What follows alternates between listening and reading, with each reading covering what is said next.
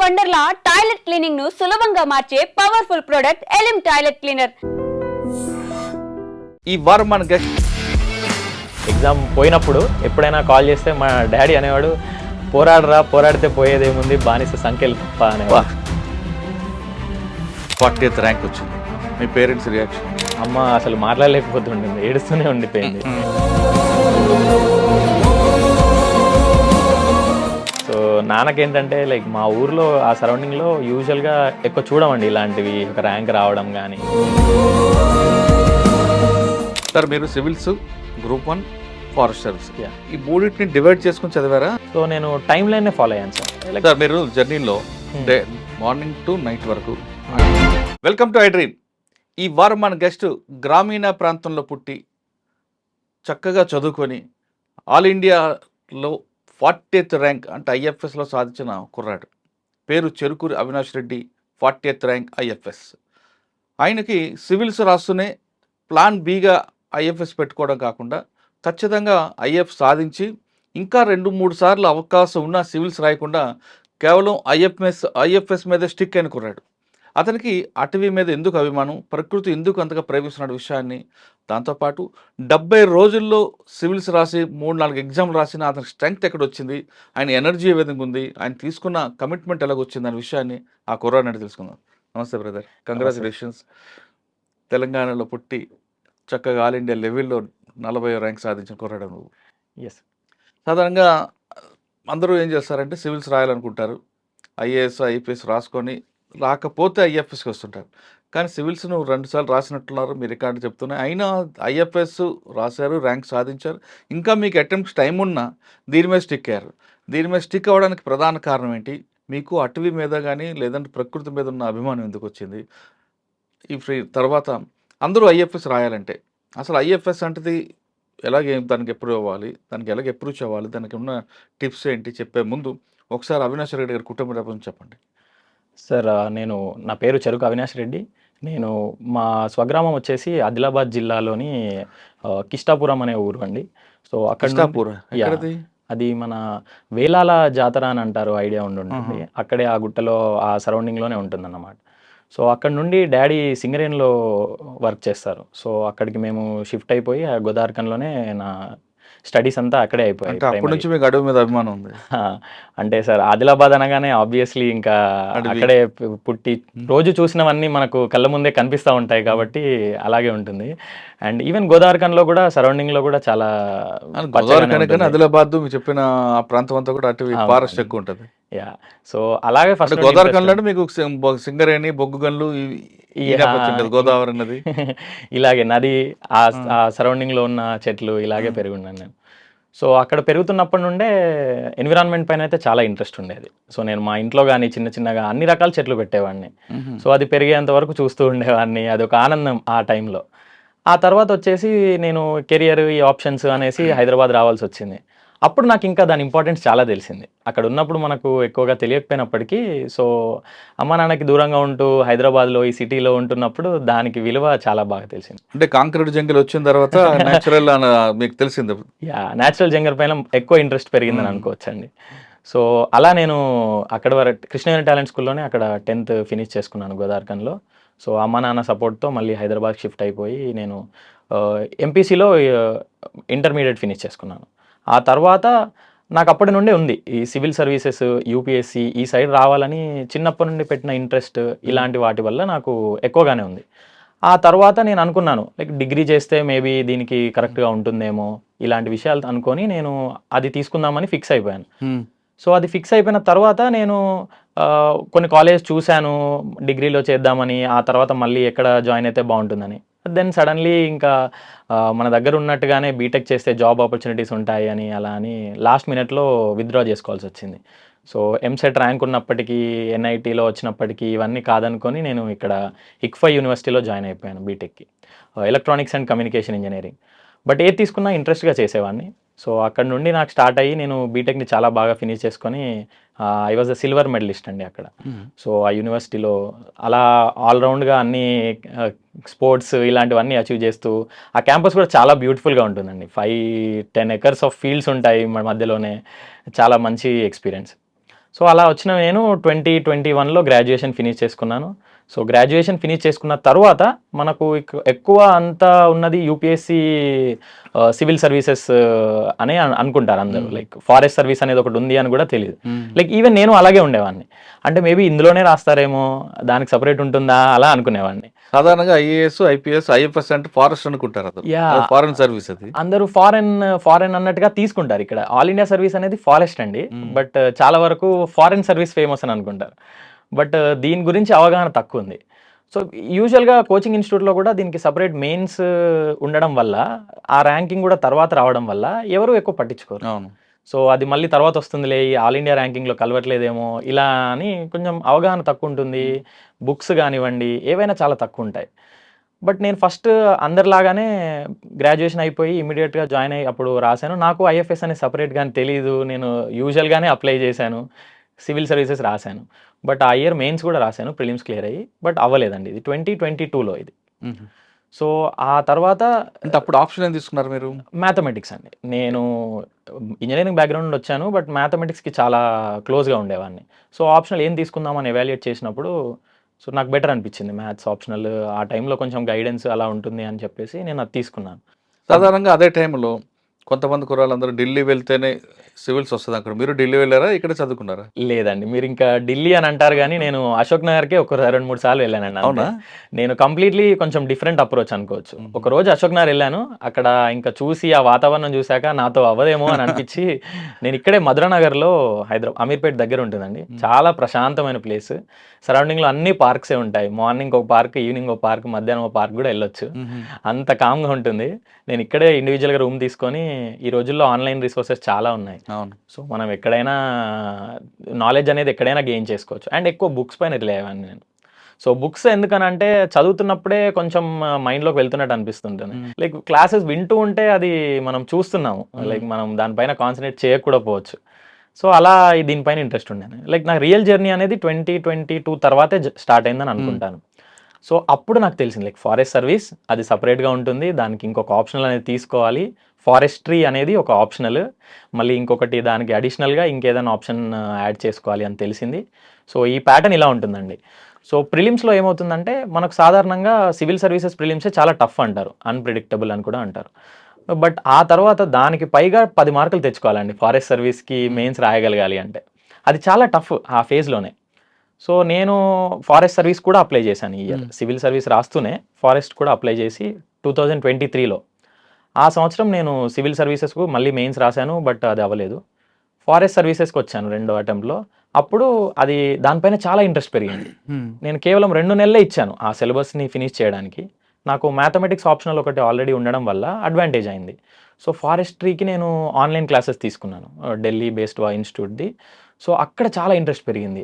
Like ఇది రోజు మనం చూస్తుందే కదా, ఇది ఇంత మంచిగా ఉంది కదా, దీంట్లో ఎందుకు చదవట్లేదు, ఎవరు ఎందుకు ఇంట్రెస్ట్ చూపించట్లేదు అని అనిపించి నేను అప్పుడు చాలా బాగా దానికి ఫోకస్ చేసి చదివాను. సో ఆ ఇయర్ చాలా మంచి మార్క్స్ వచ్చాయి ఫారెస్ట్రీలో. ఈవెన్ ఇంటర్వ్యూ కూడా వెళ్ళాను. అప్పుడు ఇంటర్వ్యూలో కూడా సాధారణంగా మంచి మార్క్సే వచ్చాయి. అండ్ అక్కడ క్వశ్చన్స్ అడిగేది కొంచెం నాకు ఇంటర్వ్యూలో ఫారెస్ట్ సైడ్ క్వశ్చన్స్ అడగలేదు ఫస్ట్ ఇంటర్వ్యూలో. అది కొంచెం నెగిటివ్ అయిందని అనుకుంటాను. నేను చాలా ఇంట్రెస్ట్గా వెయిట్ చేస్తున్నాను, ఫారెస్ట్ అడగండి, నేను కొంచెం ఇంట్రెస్ట్తో ఉన్నాను కదా చెప్తాను అన్న విధంగా. బట్ అలా కొన్ని మార్క్స్ తక్కువ రావడం వల్ల నా సెకండ్ అటెంప్ట్ అనేది అవ్వలేదండి. సో అప్పుడు ఇంకా నేను కొంచెం లైక్ ఏంటి నేను ఏ జర్నీలో ఉన్నాను, లైక్ కొన్ని జాబ్స్ వదిలిపెట్టుకొని వచ్చాను ఈ జర్నీకి, like is it worth to give, ఇంత టైం ఇవ్వచ్చా? సాధారణంగా 5, 6, 8 ఇయర్స్ కూర్చుంటారండి.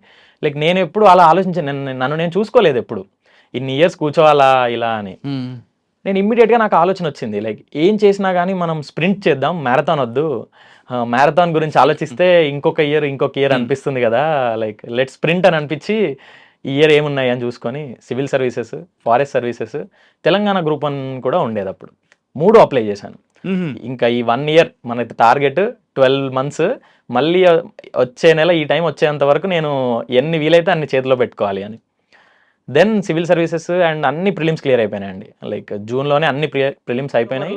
సెప్టెంబర్లో సివిల్స్ మెయిన్స్, అక్టోబర్లో తెలంగాణ మెయిన్స్, నవంబర్లో ఫారెస్ట్ మెయిన్స్ అండి. లైక్ 70 days గ్యాప్లో నేను 22 ఎగ్జామ్ రాయాలి. అలా అని చెప్పేసి ఇంకా నేను మెంటల్గా మేడప్ చేసుకున్నా, ఎలా అయినా సరే ఇంత కష్టపడాలి, ఇది చేయాలి అని. లైక్ సివిల్స్ చాలా బాగా జరిగింది. అండ్ లాస్ట్ ఎగ్జామ్లో నా మ్యాథ్స్ ఉంటుందండి ఆప్షనల్. ఆ ఎగ్జామ్లో నాకు తెలిసిపోయింది మేబీ ఈసారి అవ్వకపోవచ్చు, ఒక పేపరే చాలా ఇబ్బంది పెట్టింది. సో నేను ఇమ్మీడియట్గా నాకు ఇంకా 50 days ఉంది. అప్పుడు నా ఫ్రెండ్స్ ఉండేవాళ్ళు చాలామంది ఫారెస్ట్ సర్వీస్ వచ్చిన వాళ్ళు ఉన్నారు. మేము ఒక 6-7 మెంబర్స్ ఉండేది ఇక్కడ నుండే హైదరాబాద్లోనే. వాళ్ళు ఒక 3 లాస్ట్ ఇయర్ అయిపోయారు, ఇంకా 4 ఈ ఇయర్ అయిపోయామండి. సో అదొక క్లోజ్డ్ గ్రూప్ అనుకోవచ్చు. సో వాళ్ళని అడిగినాను నేను ఏం చేద్దాము అని. వాళ్ళకి నా ఫారెస్ట్ ఇంట్రెస్ట్ నాలెడ్జ్ గురించి చాలా బాగా తెలుసు. వాళ్ళు ఏమన్నారంటే, నువ్వు ఫారెస్ట్ పైనే ఫోకస్ చేసేయి, ఫారెస్ట్లోనే నువ్వు ర్యాంక్ వస్తుంది, like 1 of the top mark వచ్చేస్తుంది నీకు, ఈ 50 days అక్కడే కూర్చో అని అన్నారు. సో నాకు అనిపించింది పర్లేదు, ఇది బాగానే ఉంది కదా, ఇక్కడ వెళ్దాంలే అని. But back of the mind ఎప్పుడూ ఉండేది, లైక్ తెలంగాణ గ్రూప్ అని కూడా చాలా ఇంపార్టెంట్ బ్యాకప్. మనం బ్యాకప్ని నెగ్లెక్ట్ చేయొద్దు. ఎందుకనంటే అండి, ఎంత చదివినా కూడా లిమిటెడ్ పీపుల్నే సెలెక్ట్ చేస్తారు కదా. ఇన్ని సీట్స్ ఉంటే అన్నే, నువ్వు 1 మార్క్తో పోయినా 5 మార్కులతో పోయినా ఇట్ విల్ బి గాన్. అందుకని ప్లాన్ బి చాలా ఇంపార్టెంట్ అండి. సో నేను గ్రూప్ 1 రాశాను. ఆ టైంలో ఒక 25 days అలా ప్రిపేర్ అయ్యి గ్రూప్ 1 రాసి నేను గ్రూప్ 1 ఫినిష్ చేసుకున్నాను. అందులో అది అయిపోయిన వెంటనే మళ్ళీ 20 days ఉండేది ఫారెస్ట్కి. బట్ నాకు చాలా నమ్మకం ఉండే నా పైన, ఫారెస్ట్ పైన ఇంత సెల్ఫ్ ఇంట్రెస్ట్ ఉంది. నేను ట్రావెల్ చేస్తూ ఉండేవాడిని, అన్నీ చూస్తూ ఉండేవాడిని, ఇంటర్వ్యూకి ప్రిపేర్ అయ్యాను లాస్ట్ ఇయర్. నేను చేసేస్తానులే అన్న నమ్మకంతో వెళ్ళి ఎగ్జామ్ రాశానండి. సో అక్కడికి ఆ స్ప్రింట్ క్లోజ్ అయిపోయింది అక్కడికి. దెన్ జనవరిలో యూజువల్గా మెయిన్స్ రిజల్ట్స్ వస్తాయి. ఆ తర్వాత ఇంటర్వ్యూ ప్రిపరేషన్ అండి. సో ఇంటర్వ్యూ ప్రిపరేషన్కి ముందే నా తెలంగాణ రిజల్ట్స్ వచ్చాయి.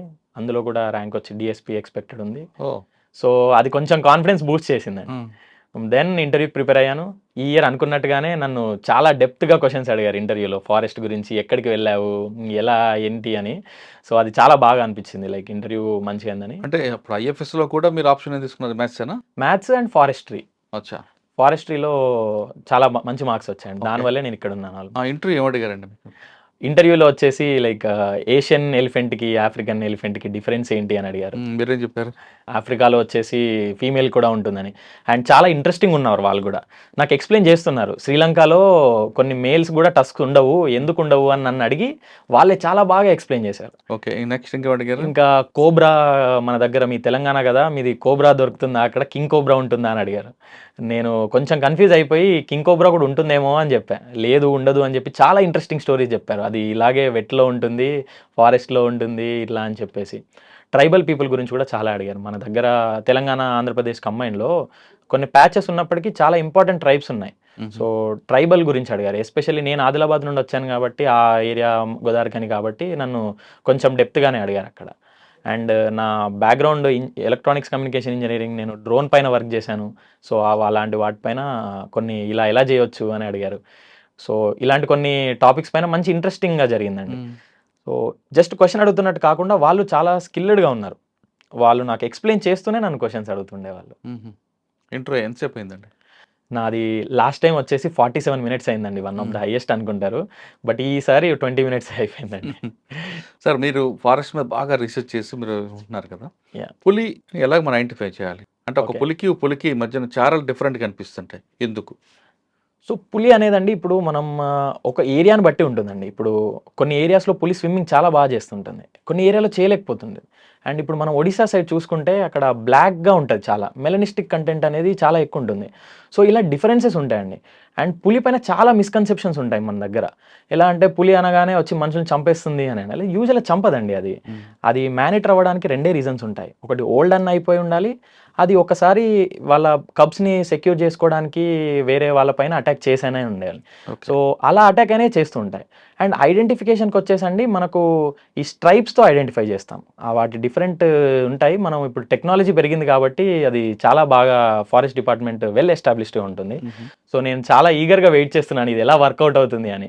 అంటే ఇప్పటివరకు ఏది చేసుకున్నప్పటికీ ఫింగర్ ప్రింట్ ఉంటుందో, పులికి కూడా ఫింగర్ ప్రింట్ లాంటిది స్ట్రైప్స్. అన్ని పులికి ఒకేలాగా ఉండదు. మనకి ఏ విధంగా ఫింగర్ ప్రింట్ అది దాన్ని చెప్తారు. పులి హంటింగ్ చేసేటప్పుడు అది ముందు కాషన్ ఇస్తుంది ఇవ్వదా? సో పులి అనేది యూజువల్గా మనకు ఎప్పుడు ముందుకు వచ్చి హంట్ చేసే టైప్ కాదండి. అది వెయిట్ చేస్తుంది దానికి వచ్చిన టైంకి. అండ్ ఈవెన్ డియర్స్ కూడా మనం చూస్తే పులి వీడియోలు, వాటికి హింట్ తెలుస్తుంది, నన్ను అటాక్ చేయబోతుంది అన్నది తెలుస్తూ ఉంటుంది. సో అవి అందుకే పరిగెడుతూ ఉంటాయి. మనం చాలా వీడియోస్లో చూసిన. ఫారెస్ట్లో మీరు పనిచేసిన టైంలో, మీరు రాబోయే కాలం పనిచేసినప్పుడు ఫారెస్ట్ మీద సబ్జెక్ట్ ఉంది కాబట్టి, ఫారెస్ట్లో బీట్ ఆఫీసర్స్ వెనక్కి ఒక మనిషి బొమ్మ పెట్టుకుని వెళ్తారు, ఎందుకు? సో ఇది ఇంట్రెస్టింగ్ గా ఉంది, ఇది తెలియదు. ఎందుకంటే పులి ఎప్పుడు కూడా మనిషి కళ్ళలో చూడదు, ఓకే. చూస్తే అది భయం దానికి. అవును. ఇక్కడ మనిషి వెనక ఫోటో పెట్టుకుంటే మనకు దాన్ని మనం ఎవరో చూస్తున్నారని భయపడి అదే తప్పుకుంటారు. అందుకు ఓహ్! ఫారెస్ట్ ఆఫీసర్లు, బీట్ ఆఫీసర్లు ఎక్కువగా బ్యాక్ సైడ్ మనిషి బొమ్మ ఉన్న ఒక కట్అవుట్ పెట్టుకొని వెళ్తుంటారు. తర్వాత పులి ముందు మనం ఏమైనా 2, 4 కాళ్ళతో కనపడ్డామను బెండేయమనుకోండి, హ్మ్. అది ఏమనుకుంటదంటే అది జంతువు అనుకుని మనల్ని అటాక్ చేస్తది. అవును. అదే మీరు నడుస్తుంటే ఏం చేయదు. అవును. 4 కాళ్ళ మీద ఉన్నామంటే దాని దృష్టిలో దానికి కావాల్సిన ఫుడ్ ఉందని ఫస్ట్ ఎయిడ్ పట్టుకుంటారు. అందుకే పులి వస్తున్నప్పుడు సాధారణంగా అందరూ ఏం చెప్తారంటే కింద పడుకోవద్దు, వెనక్కి ఏది పట్టుకొని లేదా దాని కళ్ళల్లో చూస్తూ వెనక నడవమంటారు ఒకటి. లేదంటే ఇలాంటి ఫోటో పెట్టుకున్నారనుకోండి హ్మ్. మనం నడవచ్చు. అప్పుడు పులి దాన్ని చూస్తున్నాం అనుకుని అదే ఎస్కేప్ అవుతుంది. ఇదే సార్ ఫారెస్ట్ అంటేనే ఇంత ఇంట్రెస్టింగ్ స్టోరీస్ ఉంటాయి మనకు. And okay. మీరు సెలెక్ట్ అయ్యారు. యెస్. 40th ర్యాంక్ వచ్చింది. అవును. మీ పేరెంట్స్ రియాక్షన్ ఏంటండి? చాలా హ్యాపీ అండి యాక్చువల్‌గా. పేరెంట్స్ అంటే అమ్మ అసలు మాట్లాడలేకపోతుంటుంది. ఏడుస్తూనే ఉండిపోయింది. నాన్న చాలా ఎంజాయ్ లైక్ కంప్లీట్‌గా ఆపోజిట్‌గా ఉన్నారు ఇద్దరు. సో, నాన్నకేంటంటే లైక్ మా ఊర్లో ఆ సరౌండింగ్‌లో యూజువల్‌గా ఎక్కువ చూడమండి ఇలాంటివి. ఒక ర్యాంక్ రావడం గానీ, మీ ఇంతగా ఫ్యామిలీలో ఎవరు లేరా ఇలాగా? మా ఫ్యామిలీ కాదండి. మా ఊర్లోనే ఆ గోదావరిఖని అనే సిటీలోనే ఉండదండి. కొంచెం కోల్ బెల్ట్ ఏరియా కదా! ఆ! సో, అక్కడ ఎక్కువ అదేనండి, ఉండదు. అక్కడ పని చేస్తారు. ఆ పిల్లలు కూడా అక్కడే పని ఆ! చేస్తుంటారు. ఇలాగే జరుగుతా ఆ! ఉంటది. అండ్ ఆ కొంచెం కాంపౌండ్ వాళ్ళకి ఫిక్స్ అయిపోయారు మీ వాళ్ళందరూ. ఎగ్జాక్ట్‌లీ అండి. సో, హ్మ్. అక్కడ అయితే ఆ గ్రాడ్యుయేషన్ కాంపౌండ్ వాళ్ళు చేస్తేనే లేదంటే హ్యాపీ. నక్సల్స్ వైపు. నక్సల్ ఇప్పుడు తక్కువుందేమో ఇప్పుడు అండి. తక్కువ. ముందు ఉన్నప్పుడు హ్మ్. ఉండేదేమో. సో, హ్మ్. ఇప్పుడు చాలా తక్కువుందిలెండి. ఓకే. అంటే మీకు ఈ దీంట్లో ఈ జర్నీలో మహేష్ బాబు గారు ఎలా ట్రైనింగ్ ఇచ్చారండి? సార్ నేను సార్‌తో ఎప్పుడు ఇంటరాక్ట్ అయ్యానంటే నేను చాలా లేట్‌గా అయ్యాను యాక్చువల్‌గా. సో, ఫస్ట్ వచ్చేసి నేను ఇదంతా ఐసోలేటెడ్‌గా ప్రిపేర్ అయితున్నాను కాబట్టి నాకెప్పుడు టచ్ లేకుండుండే.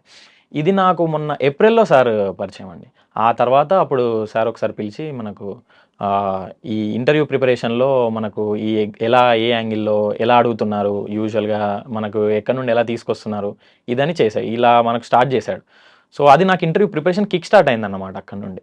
నేను అలా చదువుతూ ఉండేది. ఒక గ్రూప్ ఉంటుందండి. అందులో ముందు క్లియర్ అయిన వాళ్ళు కూడా వాళ్ళందరూ ఇంటరాక్ట్ అవుతా ఉంటారు. హ్మ్. సో, మనకు కాన్స్టెంట్ అప్డేట్స్ వస్తా ఉంటాయి. హ్మ్. సో, ఆ విధంగా మనకు అలా స్టార్ట్ అయిపోయిందండి అక్కడ. హుహు. సో, నాకు ఇంటర్వ్యూలో మంచి మార్క్స్ కూడా వచ్చాయి. హ్మ్. సో, ఇవ్వొచ్చండి క్రెడిట్. అచ్చా! యాహ్! ఓకేనండి. మీరు 70 రోజుల్లో హ్మ్. చాలా మంచి మంచి సబ్జెక్టులు రాశారు. అవును. ఒకటి సివిల్స్, ఒకటి గ్రూప్ 1, ఒకటి ఫారెస్ట్ సర్వీస్. ఎక్స్ ఈ 70 రోజుల్లో మీరు ఒక స్టూడెంట్‌గా ఉన్నారా? లేదా మీకు ఎంటర్‌టైన్‌మెంట్ ఎలాగొచ్చింది? కేవలం బుక్స్ మీద డిపెండ్ అయ్యారా? మీరు ఈ గోల్ రీచ్ అవ్వడానికి మీరు చేసుకున్న జర్నీ ఎలాగొచ్చింది? ఆ టిప్స్ నెక్స్ట్ జనరేషన్ కూడా చెప్పండి. సో, టిప్స్ అంటే అండి మెంటల్ హెల్త్ అనేది చాలా ఇంపార్టెంట్. అది నాకు ఆ 70 అంటే డేస్‌లో మెంటల్ తెలిసింది. హెల్త్‌తో పాటు డైట్ కూడా చెప్పండి. యాహ్! ఫుడ్ అనేది చాలా ఇంపార్టెంట్ అండి. నేను చాలా మిస్టేక్స్ చేశాను. ఆ మిస్టేక్స్‌తో తెలుసుకున్నాను. ఫర్ ఎగ్జాంపుల్ అండి నేను తెలంగాణ మెయిన్స్ రాసాక అప్పటికి 45 డేస్ అలా అయింది ఎగ్జామ్స్‌లో కూర్చొని. నాకు సడెన్‌గా ఫీవర్ లైక్ ప్రాబ్లమ్ డైజెషన్ అవ్వకపోవడం ఇలాంటి ప్రాబ్లమ్స్ వచ్చాయి. నాకప్పుడు చాలా అర్థమైంది. లైక్ ఫుడ్ గాని తీసుకోవడము ప్రాపర్‌గా. యూజువల్‌గా మనం చదువుతా ఉంటాం కాబట్టి అప్పుడప్పుడు ఇంట్రెస్ట్ వస్తే నైట్ వరకు చదువుతా ఉంటాం. 12, 1 అవుతది. కొందరైతే ఇంకా 3, 4 ఉంటారు. సో, అలాంటప్పుడు ఏందంటే నైట్ కొంచెం లైట్‌గా ఫుడ్ తీసుకుంటే బెటర్ అండి. ఎలా అంటే కొంచెం స్ప్రౌట్స్ లాంటివి గానీ, లైక్ ఉంటే 2 రోటీలు అలా తినాలి. మనం హెవీగా తింటే మనకది ఇంపాక్ట్ చేస్తది డైజెస్ట్ అవ్వకపోవడం వల్ల. హ్మ్. అండ్ ఫుడ్ హెల్తీగా తీసుకోవాలండి చాలా. లైక్ కొంచెం ఫిజికల్ యాక్టివిటీ చాలా ఇంపార్టెంట్. నేను బ్యాడ్మింటన్ ఆడేవాడిని మార్నింగ్. రన్నింగ్ ఎళ్ళేవాడిని. సో, టైం అనేది ఆబ్వియస్‌గా మనకు మేనేజ్ అయిపోతుందండి. ఎక్కడో ఒక దగ్గర కట్ చేసుకోవాలి. అందరూ అంటూ ఉంటారు నాకు అవన్నీ చేయడానికి టైం ఎక్కడుంటుంది అని. బట్ ఉందండి నేను చేశాను టైము. చాలా టైం ఉంటుంది. హ్మ్. ఈవెన్ అవన్నీ చేశాక కూడా మనకు ఇంకా వేరే పనులు చేసుకోవడానికి ఉంటుంది. లైక్ సార్ మీరు జర్నీలో హ్మ్. డే మార్నింగ్ టు నైట్ వరకు ఆ హ్మ్. టైమ్ మేనేజ్‌మెంట్ చెప్పండి. సో, యూజువల్‌గా నేను మార్నింగ్ లేసేవాడినండి. సో, 5:30 అలా లేసేవాడిని.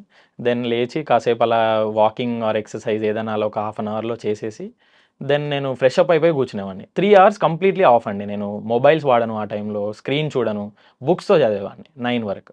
అండ్ దెన్ స్లోలీ బ్రేక్‌ఫాస్ట్ చేసి, నేను మళ్ళీ ఇంకా నెక్స్ట్ స్టడీస్ చేసేటప్పుడు మొబైల్ యూజ్ చేయడం, టెస్ట్ రాయడం. యూజువల్‌గా అది ప్రొడక్టివిటీ తక్కువుండే టైం. 10కి ఆ టైంకి లేజినెస్ వస్తది. సో, నేను మంచిగా ఆ టైంలోనే టెస్ట్‌లు రాయడము, ఆ టైంలోనే కొంచెం స్క్రీన్ చూడడం ఇలాంటివి చేసేవాడిని.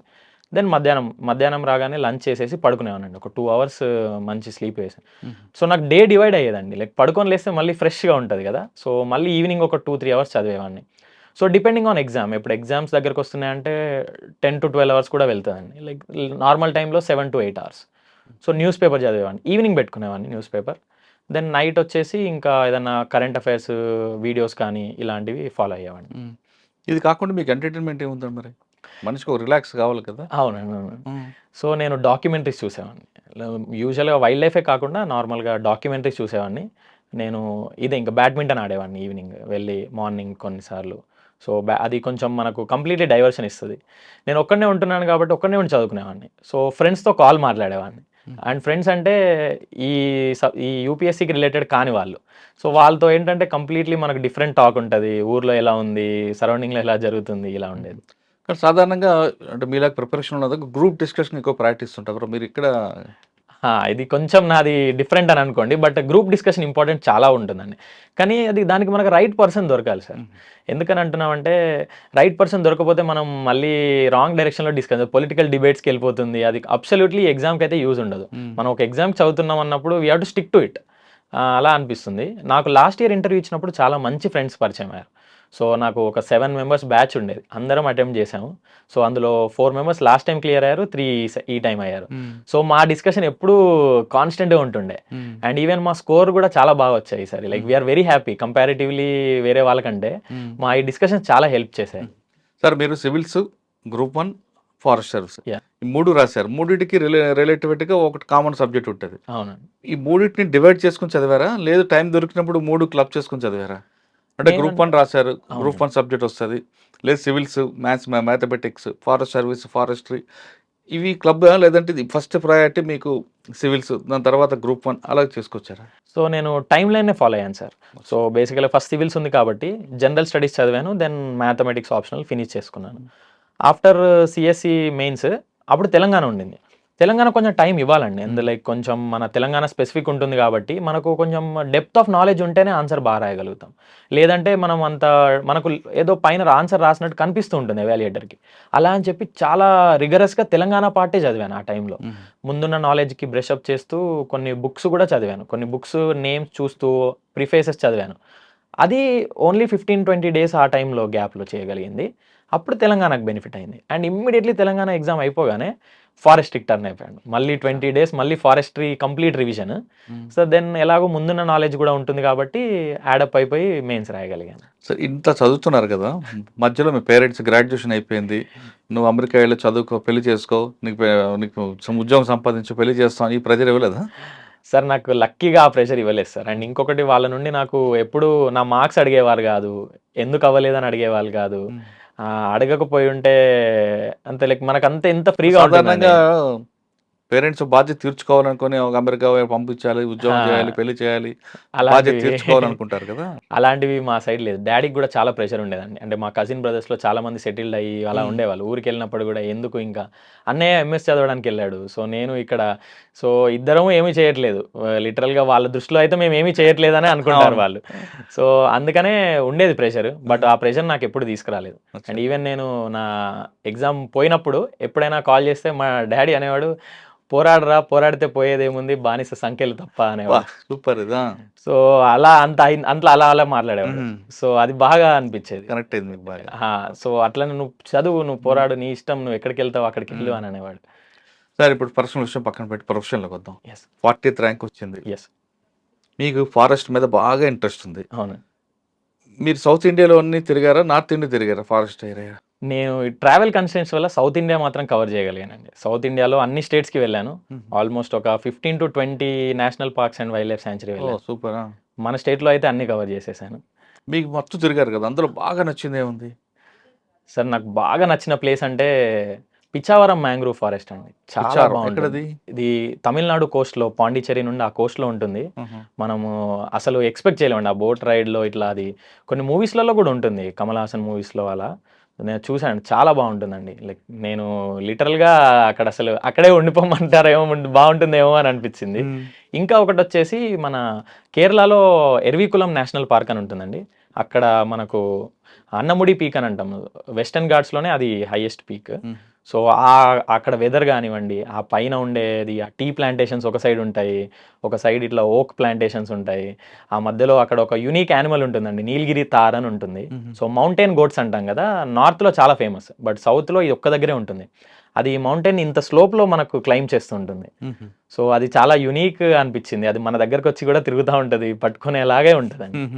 సో ఇది చాలా బాగుంటుందండి. ఇంకొకటి నిసర్గధామ అని కావేరీ ఒరిజిన్ అయ్యే ప్లేస్ అండి. అక్కడ బర్డ్ శాంక్చురీ ఉంటుంది, చాలా బాగుంటుందండి. లైక్ ఇవి నేను చూసిన వాటిల్లో అయితే ది బెస్ట్ అని అనుకోవచ్చు. బర్డ్ సెంచరీ మీ దగ్గర కూడా ఉంది కదా కవ్వాల్ టైగర్ దగ్గర. యా, కవాల్ టైగర్ దగ్గర కూడా బాగుంటుందండి. అది నేను ఇంకా డెప్త్ గా వెళ్ళలేదు, నాకు టైం రాలేదు, బట్ నేను అక్కడే ఉండేవాడిని కాబట్టి యూజువల్ గా వెళ్తూ కవ్వాల్ వచ్చేవాళ్ళం. టైగర్ సెంచరీలో బర్డ్ సెంచరీ ఉంటుంది, బర్డ్స్ వాక్ ఉంటుంది. అవునవును. సూపర్. రీసెంట్ యాక్చువల్గా బర్డ్ కౌంట్ చేసినప్పుడు నాకు ఇన్విటేషన్ ఉండేదండి వెళ్ళడానికని. సో నరసింహారెడ్డి సార్ అని ఇక్కడ ఎస్సీ స్టడీ సర్కిల్లో ఉంటాడు సార్, ఆ సార్ సజెస్ట్ చేస్తుండే వెళ్ళమని.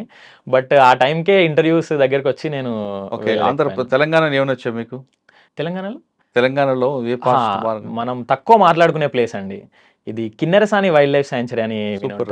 సూపర్ ప్లేస్ అండి అసలు. దానికి ఎందుకంత ఎవరు మాట్లాడుకున్నారు, లెఫ్ట్ సైడ్ లో అద్భుతంగా ఉంటుందండి. ఆ బొగతా ఫాల్స్ వర్షాకాలంలో వెళ్ళండి అసలు. ఇంకా మన మహారాష్ట్ర నేను వెళ్ళాను, అందరూ మహారాష్ట్ర అని అంటారు కదా, అక్కడికి వెళ్ళాను, ఇక్కడికి వెళ్ళాను. ఆ బొగతా ఫాల్స్ చాలా బాగుంటుందండి ఆ టైంలో.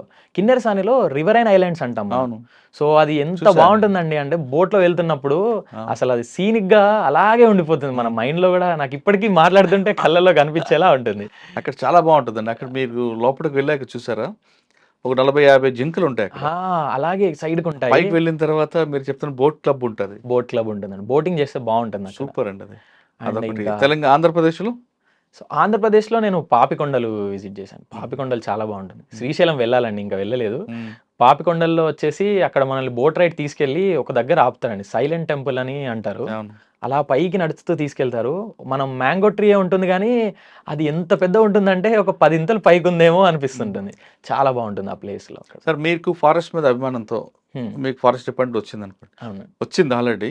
అందులో మీకు ఎక్స్క్లూజివ్గా యూనిక్గా ఏది చేసుకుంటారు పోర్షన్ మీరు? అంటే ఫారెస్ట్ సాయిల్ ఇది డెవలప్మెంట్ తీసుకుంటారా, లేదా రిజర్వ్ ఫారెస్ట్ తీసుకుంటారా, లేదా వైల్డ్ యానిమల్స్ తీసుకుంటారా, బర్డ్ సెంచరీ తీసుకుంటారా? దేని మీద ఎక్కువగా రీసెర్చ్ చేస్తారు? సో ఫస్ట్ అయితే మనం కామన్గా వర్క్ చేయాల్సి ఉంటుందండి, లైక్ కొంచెం స్పెషలైజేషన్ తెచ్చుకోవాలి. సో ఫస్ట్ అయితే కామన్గా ఉంటుంది. నాకేంటంటే నాకున్న స్కిల్ సెట్కి ఎప్పుడైనా మనం ఒక వర్క్ చేస్తే ఇంట్రెస్ట్ అనేది ఉంటుంది, బట్ స్కిల్ సెట్ మ్యాచ్ అవ్వాలి అనిపిస్తుంది.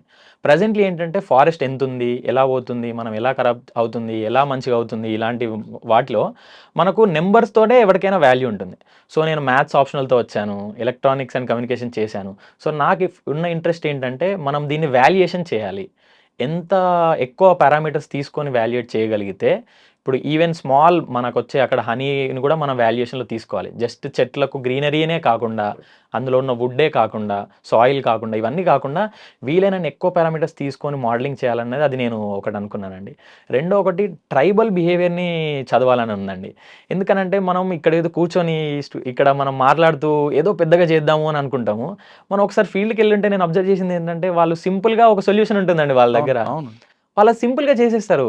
వాళ్ళ దగ్గర ఇంజనీరింగ్ కూడా ఉంటుంది, ఎవ్రీథింగ్ ఉంటుంది. Like why we are not studying them అని అనిపిస్తుంది నాకు. సో వాళ్ళనే చదివితే అయిపోతుంది కదా, మీరు ఎక్కడో బుక్కులు తీసుకొని మీరు ఓన్గా చేసుకోవడం ఎందుకు? సో ఏ ఫారెస్ట్కి తగ్గ ట్రైబ్స్ వాళ్ళు అక్కడే ఉంటారు, వాళ్ళ దగ్గర నుండి నాలెడ్జ్ తీసుకుంటే దానికి చాలా బెటర్ యూజ్, వాళ్ళకి యూజ్ అవుతుంది. ఈ రెండు నాకు కొంచెం ఇంట్రెస్టింగ్గా వెయిటింగ్ చేయాలని. అదొకటే కాకుండా ఇంకో సమస్య ఉందండి, ఇప్పుడు అంతా ఎంకరేజ్మెంట్ ఎక్కువ అవుతుంది. అవును, ఫారెస్ట్ లేకుండా చేస్తున్నారు. అవును, వాటి మీద మీ పోరాటం ఏ విధంగా ఉండిపోతుంది? సో ఎంక్రోచ్మెంట్స్ అనేది ఏ విధంగానైనప్పటికీ అది కొంచెం మనము జాగ్రత్తగా చూసుకోవాల్సిన విషయం. ఎందుకనంటే డెవలప్మెంట్ మన దగ్గర, ఎస్పెషల్లీ ఇప్పుడు ఏ స్టేట్ వస్తుందో తెలియదు కాబట్టి మన దగ్గరైనా ఎక్కడైనా డెవలప్మెంట్ కోసం అని చెప్పేసి ఎంక్రోచ్ చేస్తూ ఉంటాం. బట్ అది ఎంతవరకు అవుతుందన్నది కూడా ఇంపార్టెంట్. సో ఎంక్రోచ్మెంట్ని అస్సలు ఎంకరేజ్ చేయకూడదండి. ఇంకొకటి ఇల్లీగల్ మైనింగ్ కూడా ఒక ఇష్యూ అవుతూ ఉంటుంది దీనికి ఎంక్రోచ్ చేసి కానీ ఇలాంటిది. సో అది 100% ఎంకరేజ్ చేసేదైతే ఉండదండి అసలు. అండ్ ఈవెన్ ఎంక్రోచ్డ్ అయిన ల్యాండ్స్ని కూడా రిక్లెయిమ్ చేయాల్సి ఉంటుంది. అది డిపార్ట్మెంట్ మనకు ఆబ్వియస్గా ఇచ్చిన డ్యూటీ, అండ్ అది మనం ఫుల్గా చేసేయాలండి అంతే. ఇంకా ఎన్విరాన్మెంట్ కోసం. సో ఎన్విరాన్మెంట్ పైన చాలా అందులో కేవలం గవర్నమెంటే చేయాలంటారా, పబ్లిక్ పార్టిసిపేషన్ ఉండాలంటారా? సరే, ఎప్పుడైనా పబ్లిక్ పార్టిసిపేషన్ ఉంటే మాత్రం చాలా డెఫినెట్గా సక్సెస్ఫుల్ అవుతుందండి.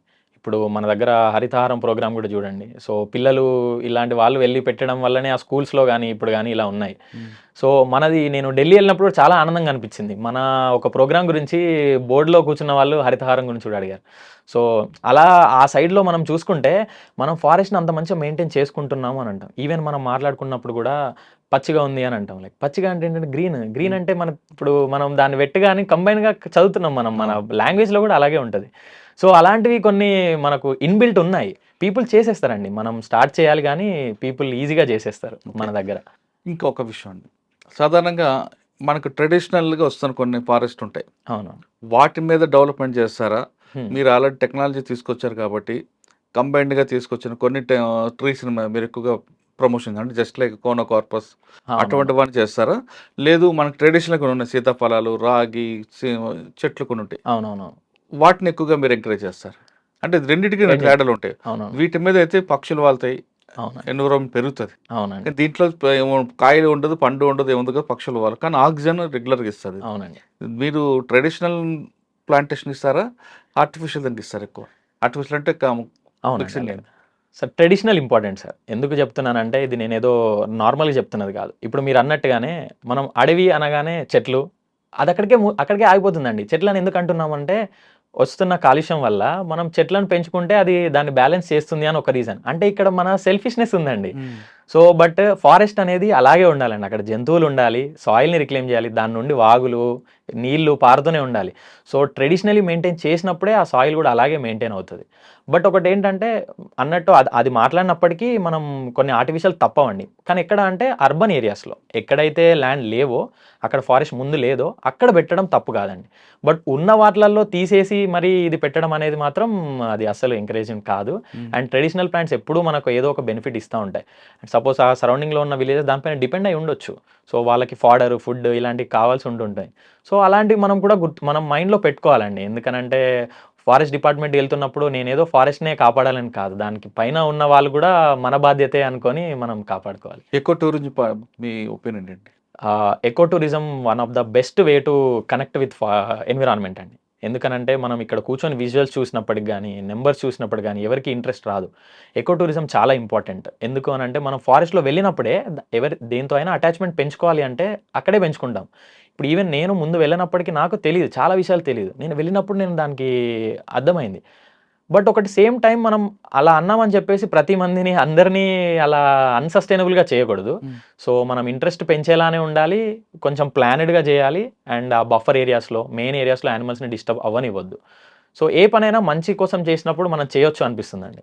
ఈవెన్ దో కొంచెం బఫర్ ఏరియాస్‌లో కొంచెం డిస్టర్బెన్స్ ఉన్నప్పటికీ మనం అది చేయడం వల్ల ఇంకొంచెం ఎక్కడి నుండో ఫండ్స్ రావడం గానీ, దీనికి హెల్ప్ అవ్వడం అవుతుంది అని అన్నప్పుడు it's better we do it అని అనిపిస్తుంది. ఓకే. ప్రతి ఫారెస్ట్ ఆఫీసర్ డిఎఫ్ తర్వాత తనకున్న పరిధిలో ఫారెస్ట్‌లో ఒక పులి ఉండాలని కోరుకుంటారు. ఎందుకు? సార్ అది ఐకానిక్‌గా అనుకోవచ్చు. ఎందుకనంటే చాలా మందికి సెల్ఫ్ ఇంట్రెస్ట్ ఉంటుంది. నేను ఒక ఆఫీసర్స్‌తో మాట్లాడినప్పుడు అన్నారు, "నేను 10 ఇయర్స్ నుండి వర్క్ చేశాను. ఇంతవరకు వైల్డ్‌లో టైగర్‌ని స్పాట్ చేయలేదు" అని అన్నారు. సో అదొక ఫ్యాంటసీ సార్. అంటే లైక్ పర్సనల్ ఫ్యాంటసీ అని అనుకుంటాము.